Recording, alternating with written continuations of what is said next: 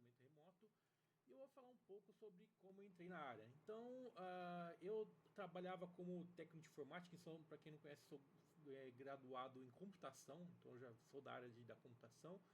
E eu trabalhava como técnico de informática na universidade, onde eu tinha um mestrado em geografia. E aí eu resolvi fazer esse mestrado, né, para ter um conhecimento a mais e também para interligar uma área que estava muito em ascensão, que era a de inteligência artificial. Eu resolvi tentar aplicar, né, a área da inteligência artificial ali na área que intersecta, né, a geografia e a computação, que é a área do geoprocessamento ou do sensoriamento remoto.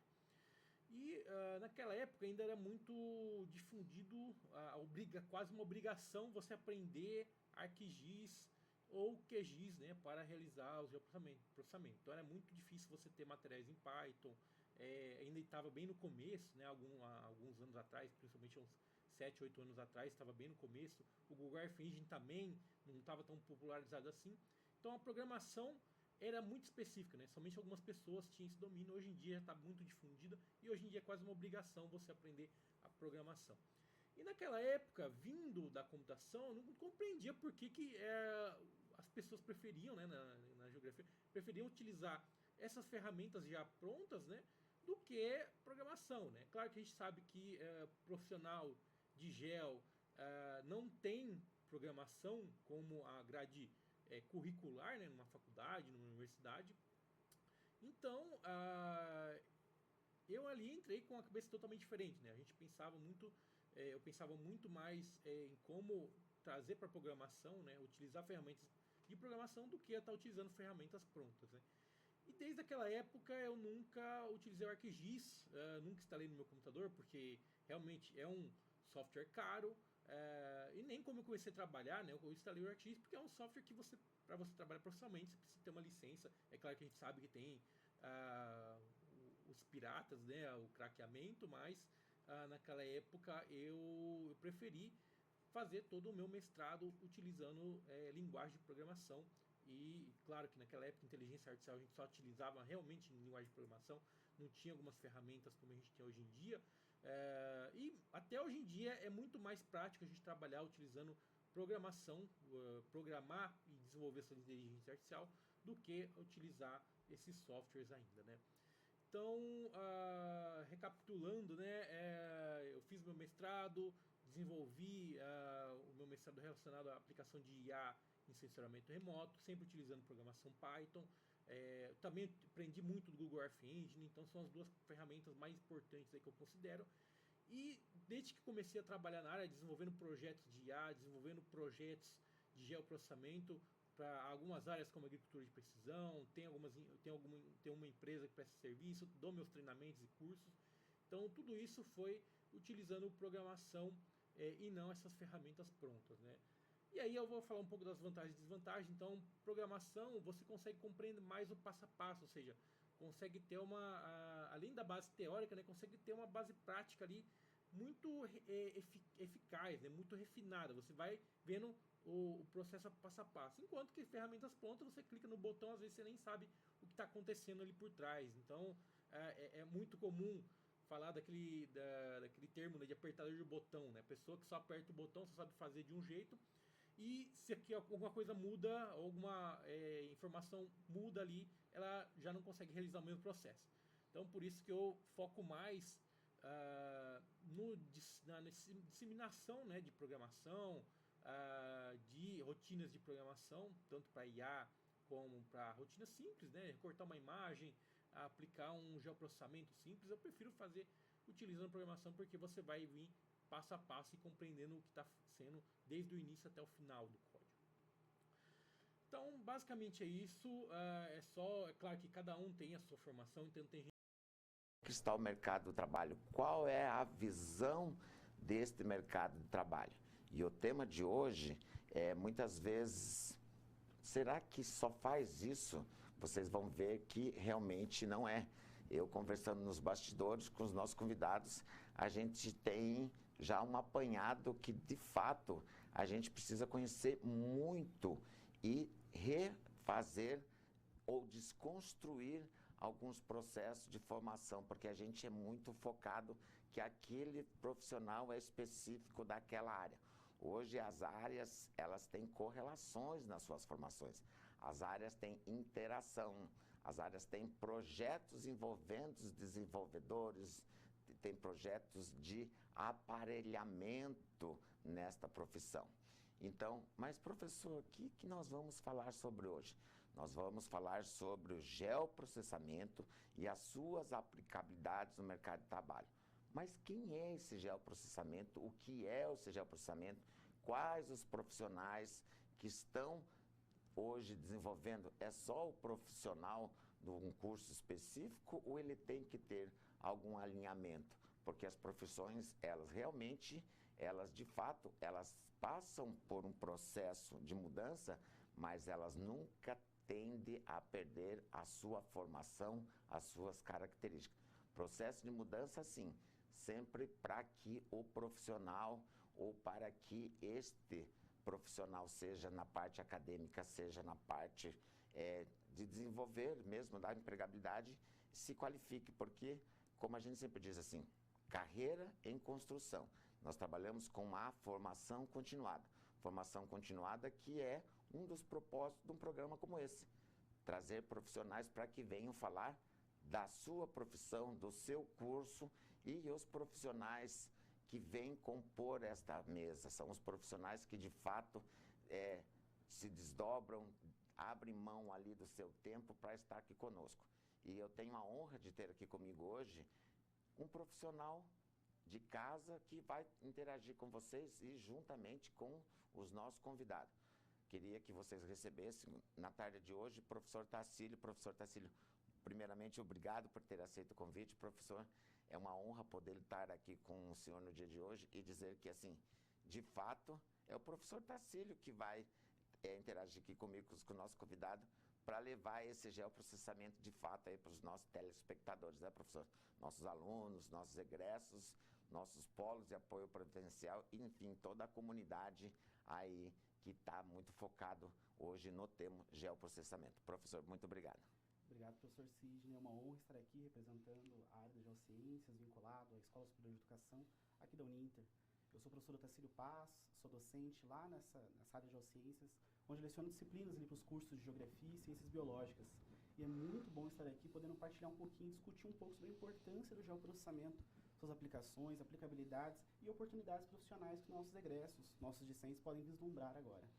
Para falar sobre esse assunto, professor Sidney, convidamos aqui 2 profissionais de uma carreira ímpar, assim, profissionais assim, que são de grande inspiração para vocês, foram profissionais de inspiração para mim durante a minha formação, e por isso que eu falei, vou levar para meus alunos, vou chamar eles lá para a gente poder conversar um pouco. Eu acho que isso vai ter uma grande diferença para vocês. Podemos começar? Podemos chamar os Claro, professor. Vou chamar o primeiro aqui, o professor Eduardo Vedor de Paula. O professor Eduardo Vedor, ele é geógrafo e temos uma relação um pouco especial, professor Sidney. Ele foi meu orientador de doutorado. Então, assim, é uma pessoa que eu admiro muito, me inspirou muito. Eu gostaria de chamar ele agora para se apresentar, falar um pouquinho do seu currículo para a gente. Maravilha. Obrigado, Sidney, Otacílio, pelo convite. É uma honra estar com vocês. De fato, temos aí quase 5 anos já de parceria com o Otacílio. Como o Otacílio destacou, eu sou geógrafo, bacharel e licenciado em Geografia pela Universidade Federal, onde eu fiz meu mestrado e doutorado também na área de Geografia, sempre utilizando o geoprocessamento como ferramenta, que é o tema de hoje, e fiz um pós-doutorado recentemente na Argentina, na área de ordenamento territorial, onde a gente tem a oportunidade também de aplicar o geoprocessamento. Então, fico à disposição, coordeno o LAGEAMB, que é o Laboratório de Geoprocessamento e Estudos Ambientais, vinculado ao Departamento de Geografia da UFPR, onde eu leciono, desde 2000, disciplinas na área ambiental e também disciplinas onde utilizamos o geoprocessamento como ferramenta de suporte à tomada de decisão. Fico à disposição para a nossa conversa dessa tarde. Obrigado, professor Eduardo. Agora eu chamo aqui a nossa segunda convidada, que também é uma pessoa muito legal. Ela tem um currículo impressionante. E eu estava lembrando hoje, professor Sidney, que ela foi a primeira pessoa que me explicou o que era geoprocessamento, quando eu estava lá na graduação. Então eu chamo agora aqui para se apresentar, contar onde está atuando atualmente, a geógrafa Mauriele Félix da Silva. Olá, Mauriele. Olá, Otacílio. Obrigada pelo convite, obrigada ao Uninter pela Fico bem feliz, fico bem emocionada com o convite. Nós já nos conhecemos, né? Nós três. O Otacílio como colega de curso, o professor Eduardo também, por coincidência, foi o meu orientador de mestrado. Eu sou geógrafa formada pela UFPR e fiz o meu mestrado na área de paisagem e análise ambiental. E o geoprocessamento também, desde o período de iniciação científica, consultoria, mestrado, sempre se faz presente na nossa atuação como ferramenta, como uma técnica acessória. Hoje eu trabalho no Ministério Público do Paraná. Desde o ano de 2016 eu fui incumbida da função de criar o setor de geoprocessamento na instituição, que hoje ele fica lotado no núcleo de inteligência, mais precisamente no Laboratório de Tecnologia e Inovação, integrando um subsetor de ciências de dados. E além da atuação como auxílio aos promotores de justiça em procedimentos e investigações, a gente também tem como missão o desenvolvimento e a difusão do conhecimento da geografia e do geoprocessamento no Ministério Público. Então, a gente tem esse trabalho desde o ano de 2016 e é um trabalho que a gente está sempre aprendendo, sempre estudando, a gente sempre retorna à universidade para sempre se atualizar e aprender com isso. Então, esse espaço aqui, a gente vai compartilhar sobre os nossos saberes, as nossas experiências, mas eu acredito que, para mim, com certeza, será também um espaço de muito aprendizado. Eu fico muito honrada pelo convite. Você sabe o que é legal, o bacana disso tudo, quando eu cuido de uma área também, que é a área de egressos, e aí quando a gente tem no dia de hoje, na pessoa do professor Eduardo, e aí é uma área que eu gosto muito, de fato, né, Eduardo, você aí, dentro da sua formação, doutorado, pós-doutorado, trazer para um debate no dia de hoje, que é aí que eu sempre digo, que é de fato o que é o nosso compromisso, entregar seres melhorados para a sociedade de hoje. O professor tem aqui 2 egressos, né? Seus egressos aí nas suas orientações, nas suas formações na universidade. E eu queria já começar assim, professor, falar um pouquinho como é que o professor se sente nesse meio com seus alunos, e hoje são profissionais que estão aqui debatendo com o senhor o tema, mas aí a gente já entra direto, né, professor, para falar um pouquinho mesmo o que é esse geoprocessamento, aonde que ele está e como é que a gente se familiariza com a palavra geoprocessamento, porque às vezes porque esse programa é um programa só para os alunos de geografia? Não. Aqui nós temos alunos de matemática, física, da biomedicina, enfim, é um número muito grande, porque é um programa transmitido para 750 polos. Temos uma cobertura a nível internacional. Nosso programa também é exibido, os nossos polos no Japão, Estados Unidos, enfim, alguns países da Europa. Então, tem um público aí, professor, muito interessado em querer saber o que é de fato esse geoprocessamento. Professor Otacílio, quer contribuir? Claro, professor Sidney. Bom, pessoal, acredito que o professor Eduardo vai comentar daqui a pouco sobre a questão dos egressos, né?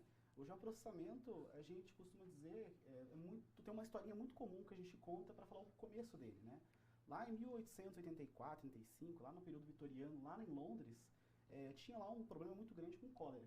Uma cólera numa determinada rua lá, e o pessoal estava lá com aquelas ideias borbulhantes, teorias científicas lá emergentes, muito capital concentrado lá na cidade de Londres, e você tinha lá oportunidades, né, para testar novas ideias e tal. E teve um doutor lá, o doutor John Snow, né, nome de um personagem de uma série famosa aí, que ele começou a analisar a disposição espacial desses casos de cólera, não é? Então ele pegou a planta da cidade, todas as casas, as edificações, fez ali um mapeamento, pontuou os casos de cólera, e ele começou a correlacionar essa ocorrência com poços ali de fornecimento de água. E ele viu que os casos se concentravam na proximidade de um poço específico. Ele deu a ordem de selar esse poço e rapidamente a epidemia se debelou. Isso é bem interessante, é o comecinho, a gente costuma dizer que é o comecinho da análise espacial, algo que é inerente ao geoprocessamento. De lá para cá, muita coisa do ponto de vista técnico mudou muito, drasticamente. Ele fez uma análise lá totalmente analógica. Mas do ponto de vista da teoria de análise espacial, ainda se perpetuam algumas coisas, né? Essa informação geoespacial que nos ajuda a tomar uma decisão. E isso é muito importante a gente destacar aqui, o geoprocessamento tem muito esse viés, o apoio à tomada de decisão. Vou passar agora para o professor Eduardo, por favor, se puder comentar um pouquinho aí sobre a questão dos egressos, o professor Sidney comentou, e também sobre como o senhor vê essa questão da tomada de decisão durante a sua atuação profissional, durante a sua carreira. Maravilha, Tacílio, Sidney, obrigado pela consideração. De fato, uma satisfação muito grande, né, encontrar ex-alunos e hoje colegas de profissão em uma agenda como a de hoje. Na verdade, acho que nunca tratei o Otacílio e a Mauriele, que estão aqui, como alunos, né, sempre como parceiros, colegas de trabalho. E quando comecei a trabalhar com eles, eles já tinham, né, uma trajetória e uma carreira bastante promissora na área de geografia.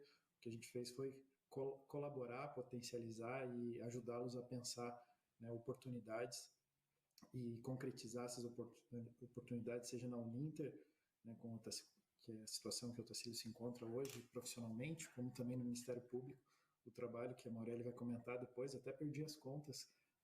Que foi para o Ministério Público. Mas aí, no Ministério Público, ela lá trabalha com um processo de consultoria, auditoria, para entregar aí toda uma demanda para uma outra área que faz uma análise desses dados e, de fato, aplica aonde, Marielle? E fale um pouquinho como é que é essa sua experiência e como é que todas essas coletas de dados você desenvolveu, de repente, essa formação e migrou para dentro dessa área aí. Sim. Na verdade, quando a gente pensa, né, às vezes é muito comum nos cursos de geografia, durante a nossa formação, a gente às vezes tem um pouco implícito essa questão de, às vezes, separar o bacharel do licenciado em geografia. Na verdade, eu gostaria de trazer aqui que essa separação, ela, na verdade, não existe na vida real, digamos assim, porque quando a gente vai falar sobre mapas, quando a gente vai falar sobre geoprocessamento em um território que não é o território da geografia e o território das geociências, isso vai depender de nós, de competências e habilidades que são externas à própria computação e à cartografia. Então, por exemplo, numa instituição de caráter jurídico como o Ministério Público, eu precisei passar por um período de adaptação para entender onde o geoprocessamento, onde os mapas e onde a análise espacial poderia contribuir no trabalho dos promotores de justiça. Sempre que eu participo de alguma palestra, alguma live, alguma reunião com os promotores e procuradores, eu sempre explico para eles. Existem 4 perguntinhas-chave que o geoprocessamento nos ajuda a entender, onde a gente aplica a análise espacial, a gente chama de perguntas espaciais.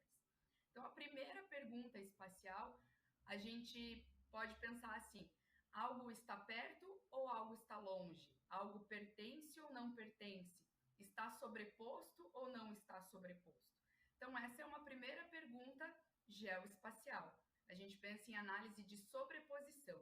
Uma segunda pergunta geoespacial, que a gente trabalha muito também, é uma análise que a gente chama de temporal e espacial. A gente quer saber o que aconteceu ao longo do tempo. Um exemplo muito prático, se eu analisar imagens de satélite, pensando em, por exemplo, localizar focos de desmatamento.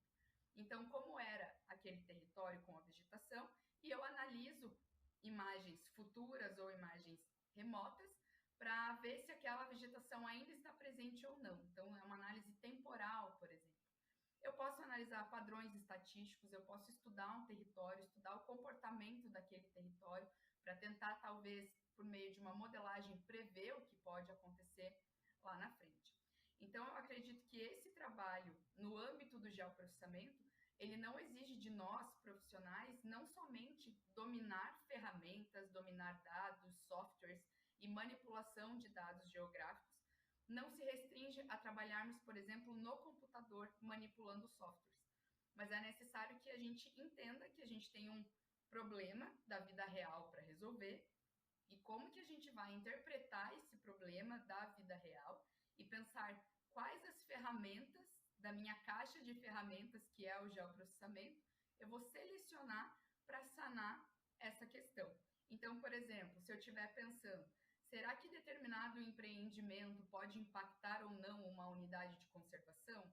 Preciso saber a quantos metros esse empreendimento está de uma unidade de conservação.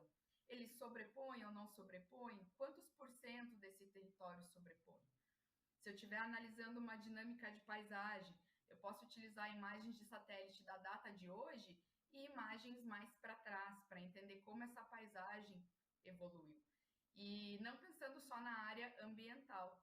A gente tem uma gama de dados que a gente pode trabalhar em questões sociais, questões de direitos humanos. Por exemplo, no Ministério Público, o geoprocessamento é utilizado não somente na área ambiental, mas nós temos projetos em direitos humanos e trabalhamos também com investigações. Então, eu brinco com os promotores. Se apareceu para você no seu processo investigativo a palavra onde e o onde importar para você, a gente pode utilizar uma ferramenta de geoprocessamento. Perfeito, Mauriele, muito obrigado. Realmente, se o onde faz importância, ele tem alguma importância no seu estudo, na sua análise.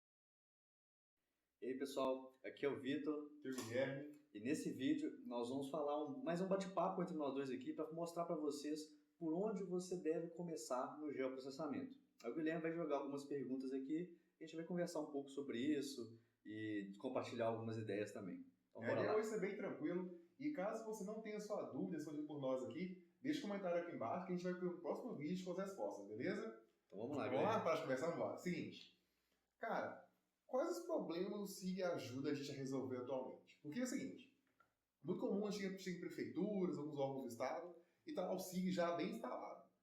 Então, o que a gente pode falar com o SIG aí? O SIG é fundamental nessas áreas, e como que ele pode resolver aí? Em especial na área urbana mesmo, área rural, como é que a gente pode trabalhar com o SIG nessas áreas? Você já falou até um pouco aí, né? Obrigado, tá vendo? Próximo. Próxima pergunta. Na verdade, é o quê?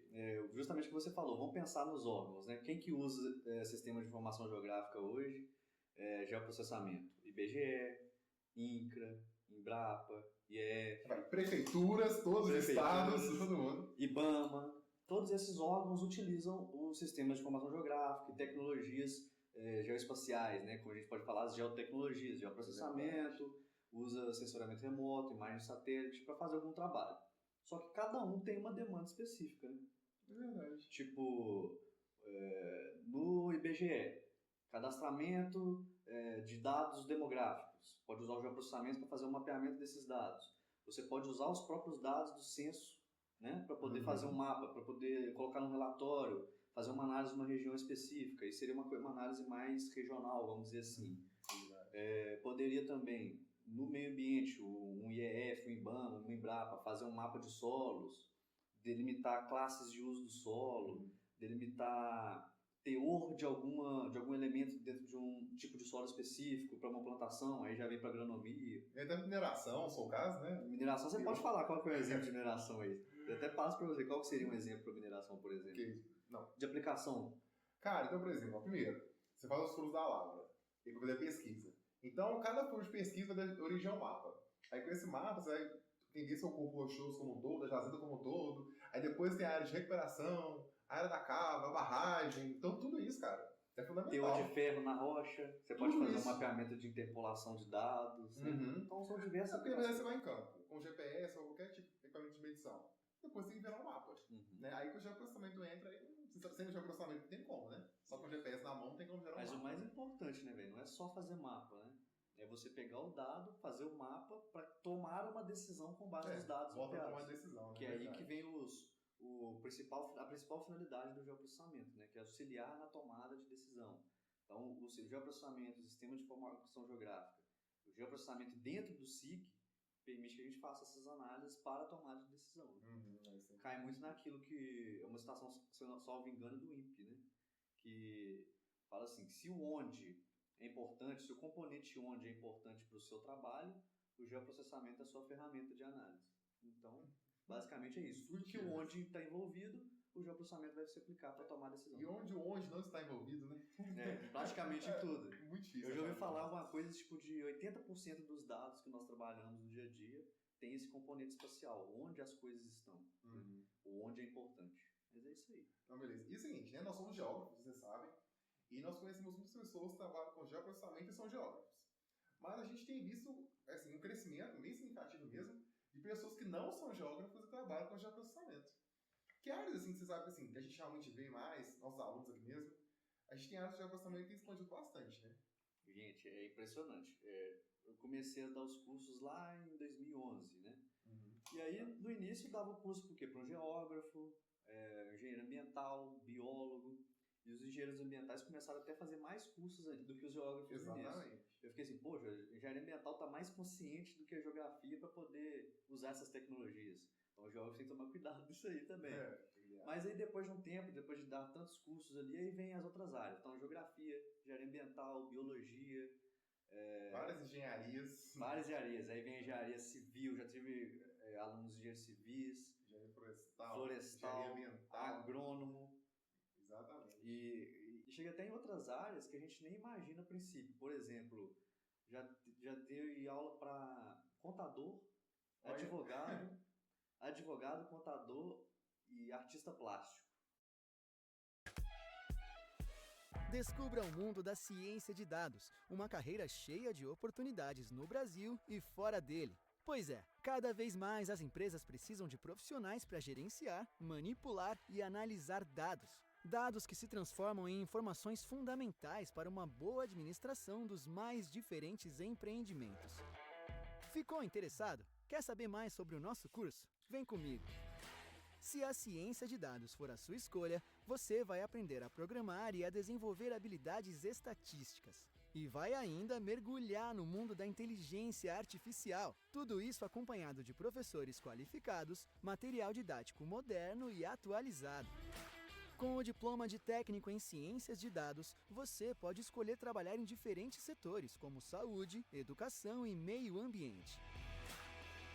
Também são muitas as oportunidades de empreendimento, já que vai poder atuar em consultoria em ciência de dados e em desenvolvimento de produtos baseados em dados. Outras opções são trabalhar com serviços de análise de dados ou em treinamento, ajudando a formar novos profissionais. Você pode ainda empreender no ramo de soluções de inteligência artificial e aprendizado de máquina. Por fim, se gostar de inovar, talvez você se encontre no mundo das startups. E aí, que tal mergulhar com a gente no curso técnico de ciência de dados e se sentir parte do mundo dos negócios e da inovação?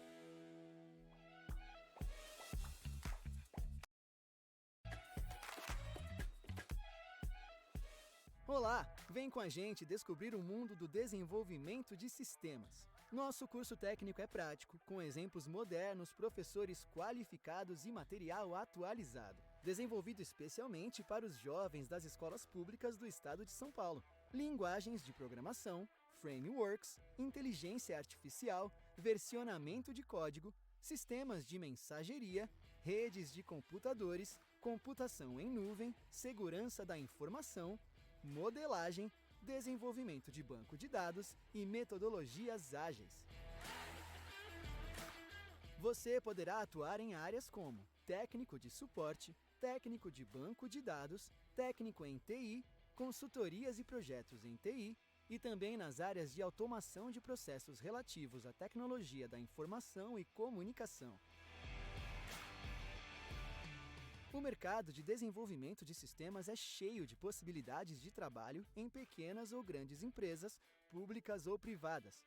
Empresas de tecnologia, organizações de saúde, de segurança, alimentos, mercado imobiliário e muito mais. Além disso, com uma visão empreendedora, você poderá gerir seu próprio negócio aplicando o conhecimento do curso. O setor de tecnologia é fundamental. Curtiu? Matricule-se no curso técnico em desenvolvimento de sistemas. Venha construir uma carreira promissora no mundo da tecnologia. Esperamos por você! O mundo da enfermagem. uma carreira de cuidado e impacto na área da saúde. Quer saber mais detalhes sobre o curso que te prepara para uma carreira promissora, com muitas oportunidades de trabalho? Se liga no que eu vou contar. O curso de técnico em enfermagem, criado para jovens de escolas públicas de São Paulo, é um curso dinâmico que aborda temas importantes da carreira. Nesse curso, você vai estudar fundamentos de enfermagem, enfermagem materno-infantil e gestão em enfermagem. O curso é voltado para a prática, por isso você irá passar por estágios supervisionados e por muitas aulas em laboratórios. Tudo isso ao lado de professores qualificados e com material didático atualizado. O técnico em enfermagem tem um amplo campo de trabalho. Ele pode atuar em hospitais, ambulatórios e clínicas. O serviço de home care também vem crescendo nos últimos anos e é mais uma oportunidade da carreira. O profissional da área pode ainda trabalhar na administração de medicamentos, aplicação de vacinas e verificação de sinais vitais. Aqui no curso, além de aprender sobre as técnicas, você vai treinar habilidades socioemocionais, fundamentais para quem quer trabalhar cuidando da saúde das pessoas. Ah, e não se esqueça, um técnico em enfermagem tem sempre a supervisão de um enfermeiro registrado no Conselho de Enfermagem. No final do curso, você terá uma visão clara dos processos de trabalho em saúde. E se for o seu sonho, você pode criar o seu próprio negócio e até mesmo trabalhar como autônomo. Uma outra área para atuar é a educação, onde irá ajudar a formar novos profissionais. Vem com a gente construir uma carreira de cuidado e impacto na área da saúde. Seja um novo técnico em enfermagem.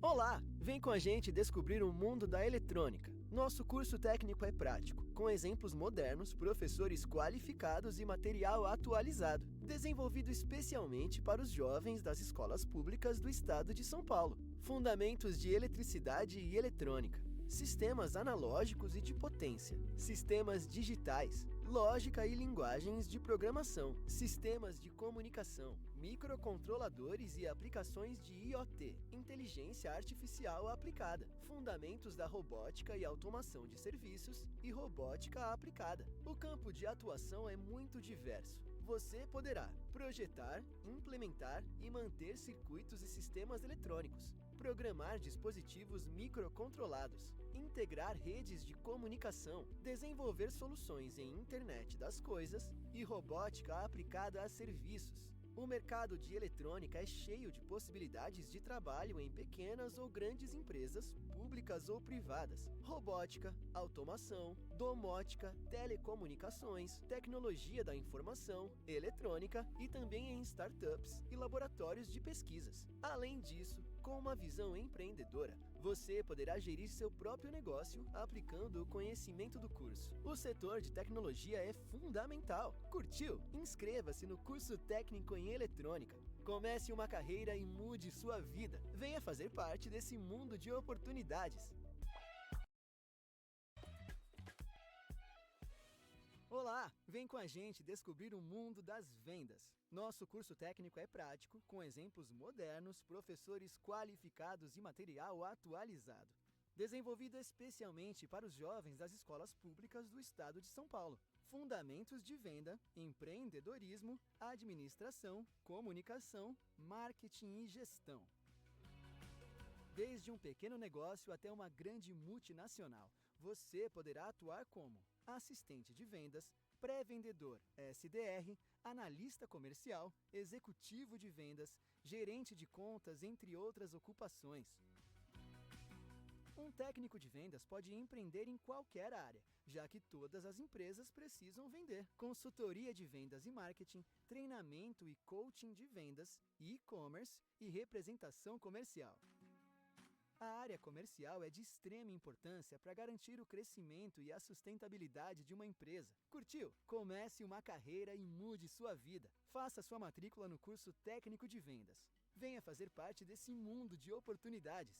Esperamos por você!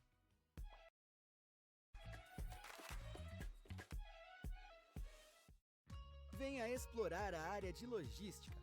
Você conta com exemplos atuais, professores especializados e material didático renovado em um curso criado para os jovens das escolas públicas do estado de São Paulo.